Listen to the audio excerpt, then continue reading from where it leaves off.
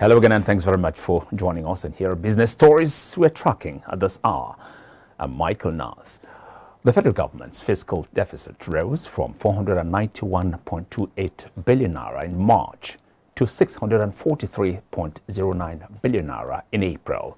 That's according to figures obtained from the Central Bank of Nigeria. The bank regulator's April economic report stated the 14.3% increase in FGN retained revenue was offset by the 23.8% rise in public spending, leading to an expansion of the fiscal deficit.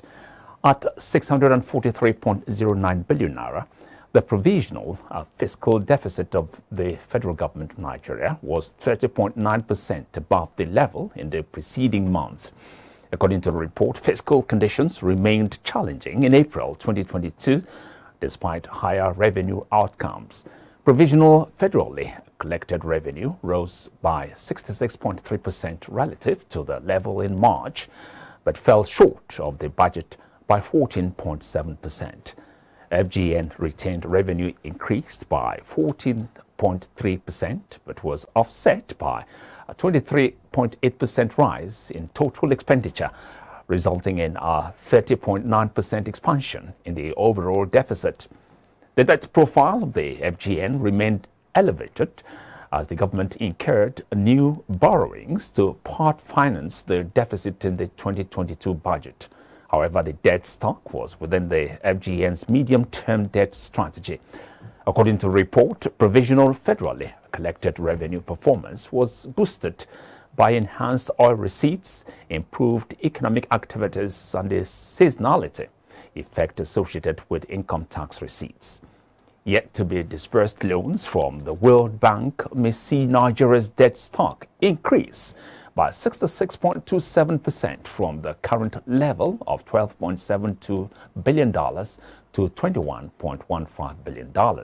This was contained in the audited financial statements of World Bank for the fiscal year 2022, which shows that the lender is yet to disburse about $8.12 billion to Nigeria as of June 30, 2022. Giving a breakdown of the loans, $7.60 billion was for the International Development Association, while $514 million from the International Bank for Reconstruction and Development. Both arms of the lender have over the years advanced loans to Nigeria. The report shows that these undisbursed loans encompass loans approved but not signed, as well as the signed loan commitments. The federal government has completed the takeover of 4 electricity distribution companies and constituted the board of the Nigeria Electricity Liability Management Company.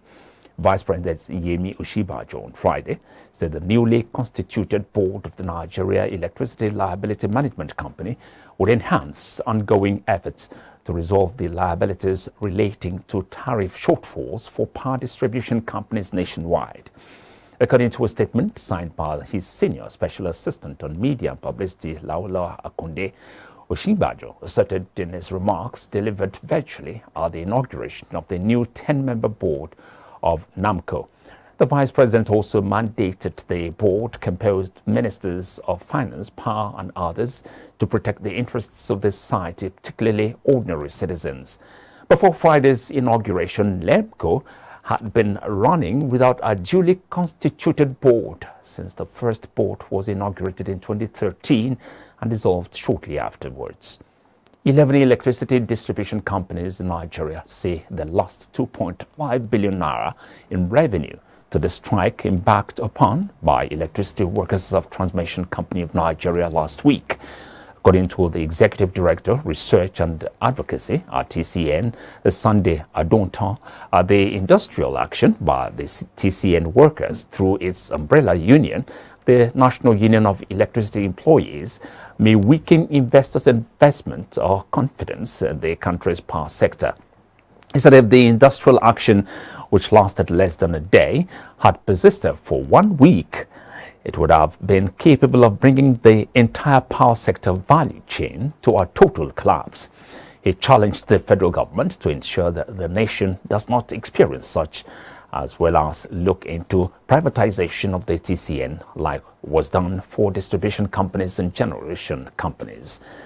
The transmission of NNPC to a private limited company has continued to throw up several questions and concerns bordering on ownership, inherited assets and liabilities, profitability, business model, and impact on the states who had relied largely on NNPC's monthly remittances to the Federation Account Allocation Committee. Recently, the state governors raised concerns about the ownership of NNPC Limited at the National Economic Council meeting.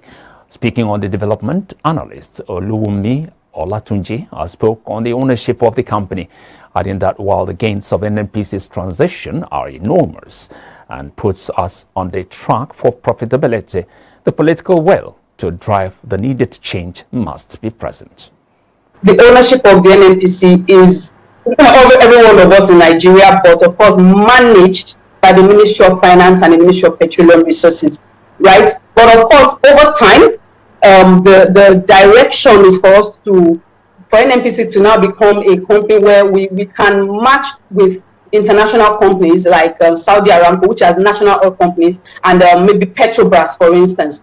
Now, for us to achieve that, it has to be raised like an IPO, like an initial public offer. Right now, it's being managed by the Ministry of Finance and the Ministry of Petroleum Resources. However, over time, according to the Petroleum Act, the plan is to get us to the point where every Nigerian can buy into shares of NNPC if they so choose, and even foreigners, international markets can buy into the shares of NNPC. So it's a process. We do not expect us to automatically get to that IPO stage today, right? It's something that will take time. I mean, the Petroleum Act was released last year, 2021. We are here, 2022. We've achieved one of the milestones to turn NNPC into a limited liability company. And over time, we'll get to the stage where NNPC will offer its shares, in the initial public offer to every Nigerian. So right now, we still have to defer to the decisions of the Ministry of Finance and Ministry of Petroleum Resources, because they are the ones that will constantly and continuously manage the activities of the NNPC Limited. But I think what we need to focus on, right now will be how we will overcome the challenges that we've had in the past, that has to do with, do we have the political will to ensure we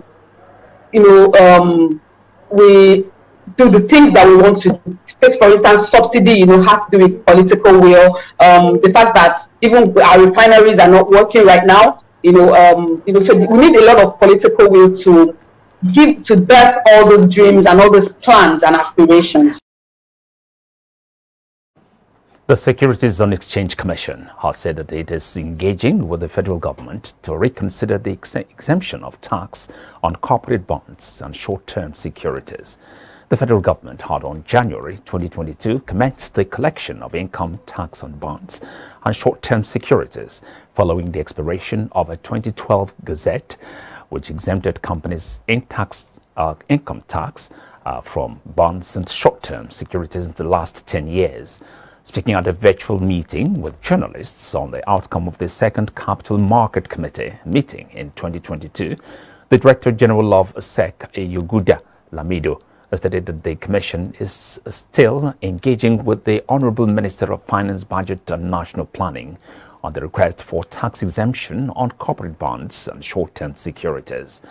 According to him, we believe that tax exemption should return to the capital market.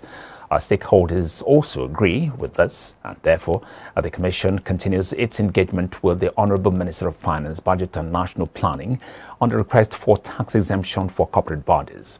On its impact on the corporate bodies transactions, Lamido noted that tax, among others, are key considering factors to invest in any asset class. He said that the Commission would sanction capital market operators that are frustrating the electronic dividend mandate process while pleading with investors to try and mandate their accounts. On the House of Representatives Committee on Public Accounts has commenced an investigation of the Nigeria Investment Promotion Commission for spending 1.19 billion naira in the 2018 and 2019 fiscal years without appropriation by the National Assembly. The probe is based on an audit query issued on the report by the Office of the Auditor General for the Federation, while alleging that the NIPC had an approved budget of 194 million naira in 2018 and 180.6 million naira in 2019, but spent 700 million naira and 871 million naira in those years respectively. The committee consequently audited the management of the NIPC, which is an agency under the Federal Ministry of Industry, Trade and Investment, to explain the expenditure. The chairman of the committee, Oluwole Oke, directed the NIPC to provide the National Assembly's approval to spend 690 million naira.